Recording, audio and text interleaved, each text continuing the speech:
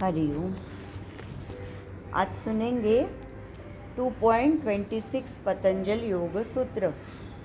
यह है विवेक ख्याति विप्लवाहानोपायः। विवेक ख्याति ही यानी प्रत्यक्ष ज्ञान, अविप्लवा यानी ना डगमगाते हुए, हानः यानी नाश, और उपाय नष्ट करने का उपाय। तो विवेक से होने वाला यानी दृष्टा, दृश्य से अलग है यह प्रत्यक्ष ज्ञान, बिल्कुल भी ना डगमगाते हुए अविरत जागृत रखना, यह ही अविद्या का नाश का उपाय है। तो उन्होंने बताया है कि अगर अपना विवेक जागृत हो गया नित्य अनित्य का, तो अविद्या दूर हो सकती है। कठोपनिषद में कहा है कि श्रेयस क्या और प्रेयस क्या, इसका हमें पता होना चाहिए। और ये सिर्फ हमको पता होने से उसका उपयोग नहीं है, वो अपने अनुसरण में भी आना चाहिए। मतलब मराठी में बोलते हैं करते पण वळत नहीं, तो मतलब समझता है लेकिन हम उसको अनुसरते नहीं, वैसा नहीं होना चाहिए। तो उसके लिए विवेक सदा सर्वकाल चाहिए। और क्षण भर के विवेक ना होने से बहुत कुछ हो जाता है। इसका साक्षात्कार भगवंत ने नारद जी को दिया था। तो उसकी कथा सर्वश्रुत है, फिर भी मैं बताती हूँ कि नारद जी को ऐसा मन में वो था, खात्री थी कि मैं माया मोह में कभी भी नहीं पड़ूंगा। तो उस नारद को भगवंत क्या बोलते हैं, तुम एक बार नदी में जाके डुबकी लगा के आओ। तो वो नदी में डुबकी लगाते समय ही उनको क्या दिखता है कि एक डूबती हुई असहाय स्त्री दिखती है, और उसको बचाते समय उनके मन में मोह निर्माण हो जाता है, और वहीं से संसार ताप शुरू होता है। तो एक दुखमय जीवन का अनुभव लिया हुआ नारद खुद ही असहाय होके भगवंत का प्रे करता है फिर, और उसको समझ में आता है कि हम सिर्फ एक डुबकी लगा के ऊपर आए हैं, भगवंत तो उस नदी के तीर पे हमको देखकर हंस रहे हैं। तो एक क्षण भर भी अगर विवेक नष्ट हुआ तो उस समय ही हमारा पैर फिसलता है और मनुष्य जीवन अपना वेस्ट हो जाता है। तो इसीलिए पतंजलि मुनि ने अविप्लवा विवेक ख्याति अर्थात सदा सर्वकाल हमेशा विवेक होना चाहिए ऐसा बताया है। तो बुद्धि को जो समझता है वो मन को अच्छा नहीं लगता है। हम बुद्धि में हमको लगता है कि ये चीज़ करना अच्छा नहीं है, फिर भी हम वो करते हैं, क्योंकि वो मन को नहीं, मन को जो अच्छा लगता है वही हम करते हैं, और वो कार्य में भी नहीं उतरता है। जो बुद्धि को अच्छा लगता है वो हमारे मन में नहीं उतरता है, और मन में नहीं उतरता है तो कार्य में भी नहीं उतरता है। तो इसके लिए जो अनित्य है उसकी अगर जो एहसास उसका अगर हमको हो गया, फिर भी हम उसके पीछे भागते रहते हैं। जैसे धन कीर्ति, यह शाश्वत नहीं है, ये यहीं पे सब हमें छोड़ के जाना है।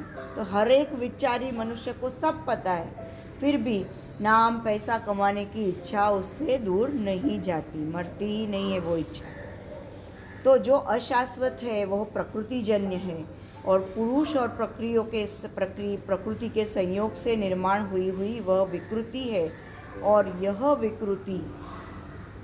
विकृति जब तक मनुष्य को इस विकृति ने पछाड़ा हुआ है, तब तक दुख, संयोग, वियोग ये सब होना शक्य नहीं, इनका वियोग होना शक्य नहीं है।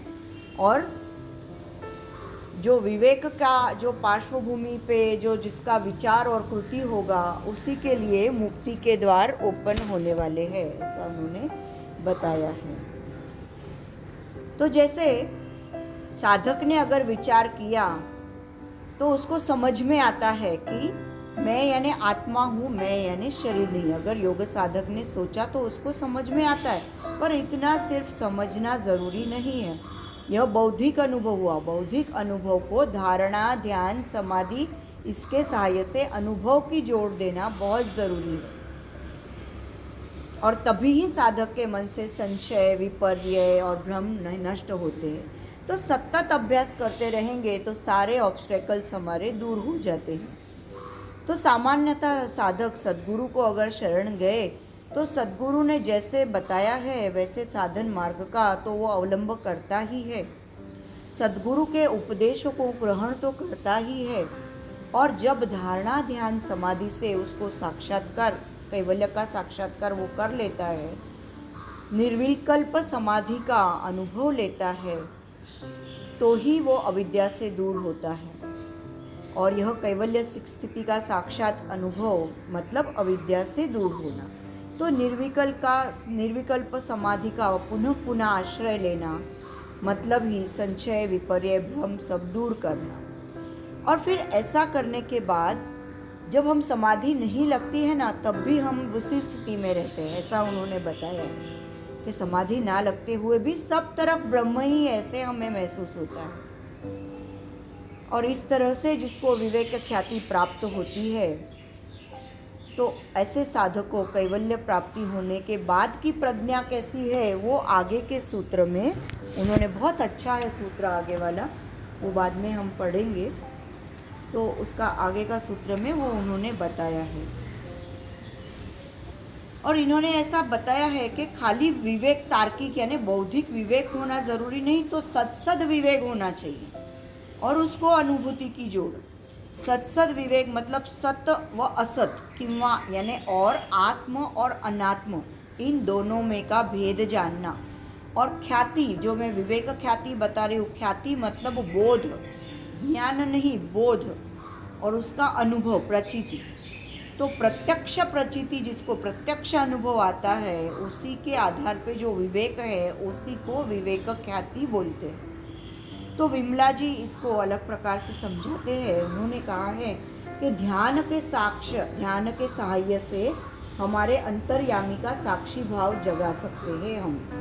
आत्मा का या पुरुष का दृष्टेपन जो है वो जगाने के लिए, उसका स्वभाव जो जानने के लिए ध्यान यह एकमेव इलाज है। तो प्रकाश देना यह सूर्य का स्वभाव है। उसी की तरह से ध्यान से चित्त शुद्ध हो जाता है और जीवन साक्षी रूप बनता है। जीवन की हर घटना को हम साक्षी भाव से देखने लगते हैं, और साक्षित्व जब हम परिपूर्ण होता है तो हमारा चित्त और जीव पूरा गल जाता है, मतलब हमें से निकल जाता है।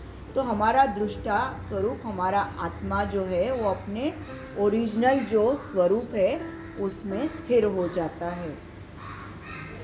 तो दृष्टेपण का है, दृष्टापन उसकी साधना नहीं होती है, लेकिन क्योंकि वो तो आत्मा का स्वभाव ही है तो उसकी कोई साधना नहीं है, पर साक्षित्व की साधना हम कर सकते हैं, ऐसा उन्होंने बताया है।